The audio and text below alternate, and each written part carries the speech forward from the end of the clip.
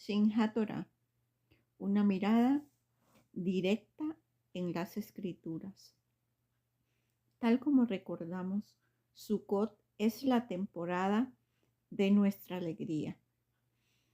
Y la alegría de Sukkot alcanza su cima durante su último día, que es Simchat Torah. Simchat Torah literalmente la alegría de la Torah. Es una festividad que marca la conclusión del círculo anual de las lecturas públicas de la Torah. Estas son las parashá que se hacen durante un año. Complementamos este ciclo e inmediatamente comienza el nuevo ciclo a leer a partir de la primera porción de la Torah, Bereshit. Pero hoy empezaré con la última porción de la Torah, que concluye en Deuteronomio o Devarim y se lee en Simchat Torah y dice Bethot Abraha, Deuteronomio Devarim 33, versículo 34. Me gustaría decir unas cuantas palabras sobre la importancia de esta porción. La bendición de Judá. Estamos en Devarim 33. Justo cuando Jacob ha bendecido a sus hijos antes de su muerte. Así mismo lo hace Moshe ahora. Bendice a las tribus de Israel. Desde la perspectiva del Brit Hadasha o el nuevo pacto, desde luego es más importante la bendición de Judá, porque es la de la tribu de donde vino Yeshua. Según el libro de Ibrim o Hebreos, Yeshua viene de la tribu de Judá, no de la tribu de Leví. Significa un cambio del antiguo a lo nuevo. Pero ustedes no podrán comprender todo este significado de este cambio si no están conscientes de la bendición que Moshe dio a la tribu de Judá antes de su muerte. Dijo, escucha, Adonai, la voz de Judá, y tráelo a su pueblo, que sus manos sean suficientes para él, y que tú seas una ayuda contra sus enemigos. Cada palabra de esta bendición es muy significativa. Primero que todo, empieza con la palabra escucha, que en hebreo es Shema, la misma palabra con la que comienza el Shema, o sea, la oración hebrea más sagrada y solemne. Aquí leemos Shema Adonai, escucha Adonai. Sin duda alguna, este comienzo solemne también marca esta bendición como especialmente importante. Cuando le dice, escucha Adonai, la voz de Judá. La mayoría de los comentaristas interpretan esta línea en el sentido de que Adonai escucharía las oraciones de los descendientes de Judá, empezando por David y Shlomo, y desde luego, pues yo estaría en parte de acuerdo con eso. No obstante, descubrimos una capa adicional del significado profético de estas palabras. Si recordamos que Yeshua habló intercediendo al cielo por los creyentes del Padre y le dijo, escucha Adonai la voz de Judá. Entonces tenemos esta enigmática frase, y tráelo a su pueblo. El Rashi comenta, tráelo a su hogar en Shalom de la guerra. Recordamos que David, por ejemplo, estuvo a menudo involucrado en campañas militares, pero a mí me parece que estas palabras implican muchísimo más. Una vez más, esta bendición viene a ser extremadamente importante. Si juntamos estas palabras con las de Johanan o Juan, dijo, él vino a los suyos y los suyos no le recibieron. A la luz de estas palabras, la bendición de Moshe suena mucho más significativa que tan solo tráelos a su hogar en Shalom. Finalmente, en el libro de Apocalipsis, Yeshua es descrito como el león de la tribu de Judá. Y también, si ustedes pueden ir a Génesis o Bereshit 49:9, y aquí también vemos el lado conquistador de Judá. Moshe está profetizando sobre esta tribu como venciendo a sus enemigos con la ayuda de Hashem. Que sus manos sean suficientes, le dice, para él, y que tú seas una ayuda contra sus enemigos, los descendientes de la tribu de Judá, quienes vencieron a sus enemigos con la ayuda de Hashem, cuyas voces Hashem escucha. ¿Y quién será traído de su pueblo?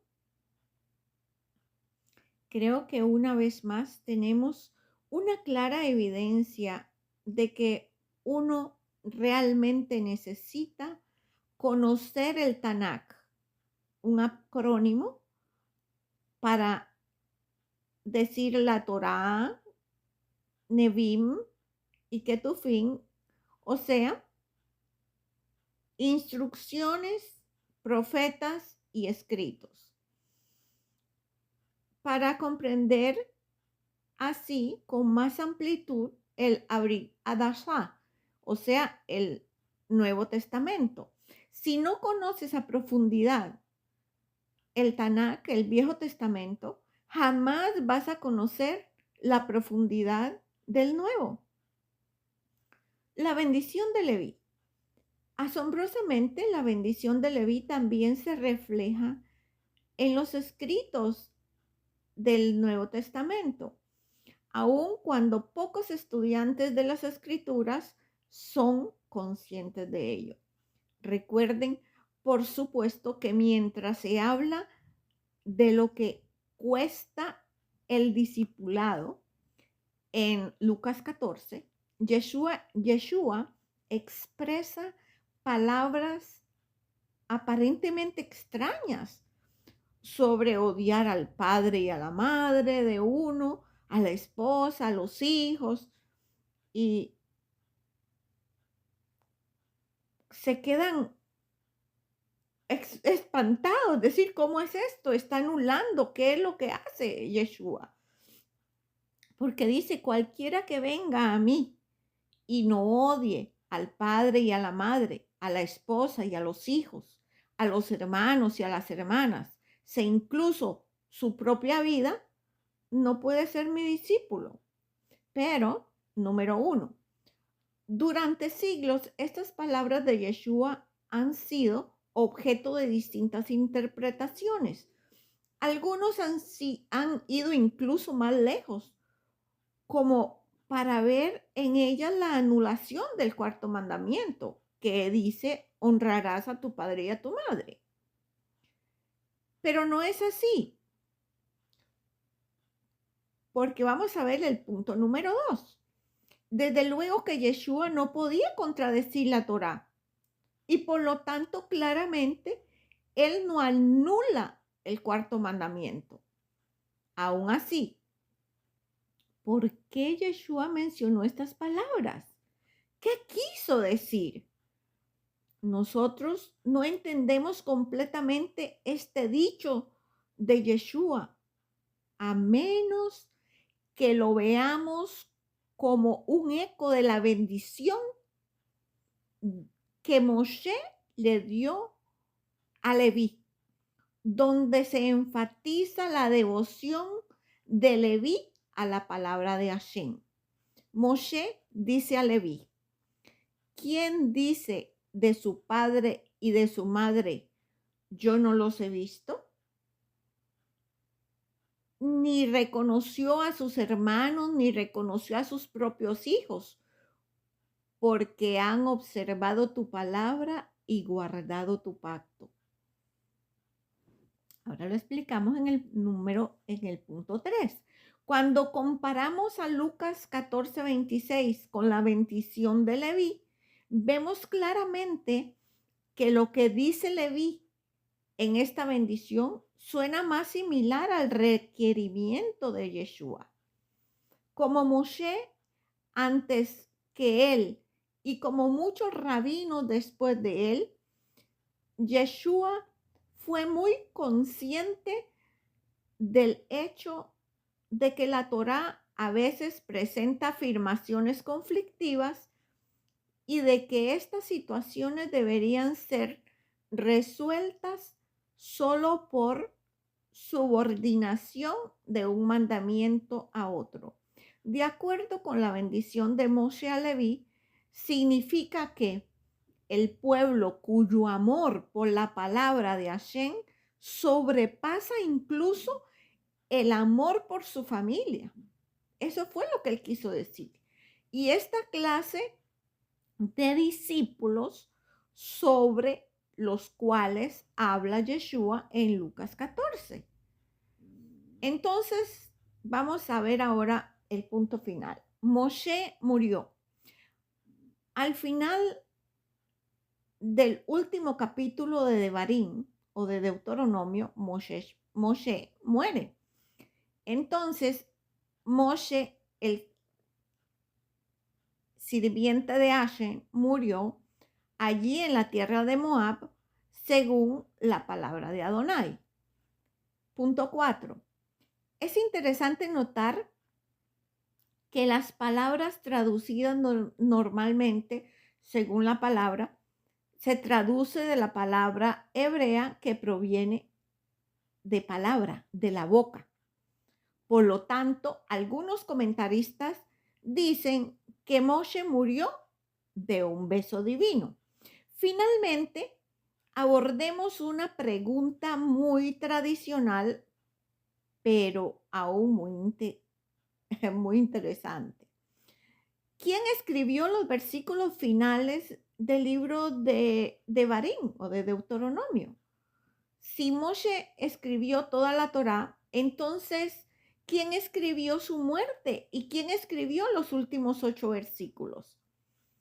Estoy segura que muchos se habrán hecho esta pregunta y aún habrán buscado una respuesta para todo ello en algún momento.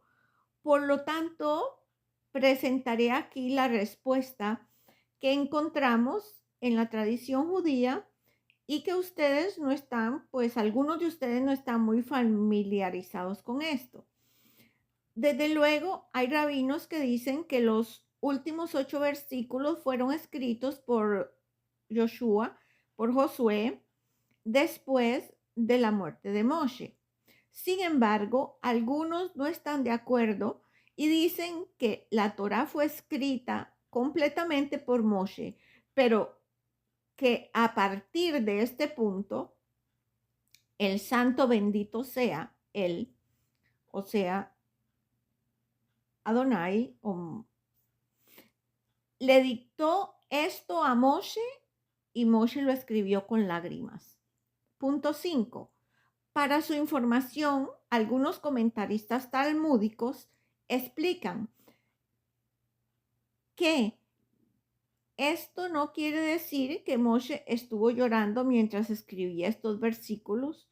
Significa que literalmente los escribió con lágrimas que fueron como una tinta invisible y solo después de su muerte fueron visibles. Les daré algunas citas para que las comparen conforme, bueno, ya están anteriormente, pero el número 1 explicamos Lucas 14:26, en el número 2 Éxodo 20:12 y Deuteronomio 5:16. En el 3 Deuteronomio 33 del 8 al 9, en el 4 Deuteronomio 34:5 y en el 5 es una cita del arameo del Midrash, que es Cifré 33:34. Así podemos comprender un poco más a profundidad las escrituras y su contenido y saber el porqué de las fiestas, de las conmemoraciones, etcétera.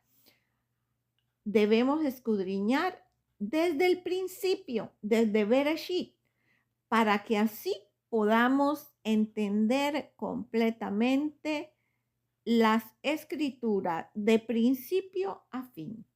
Bet Or, Hesed Ve Shalom.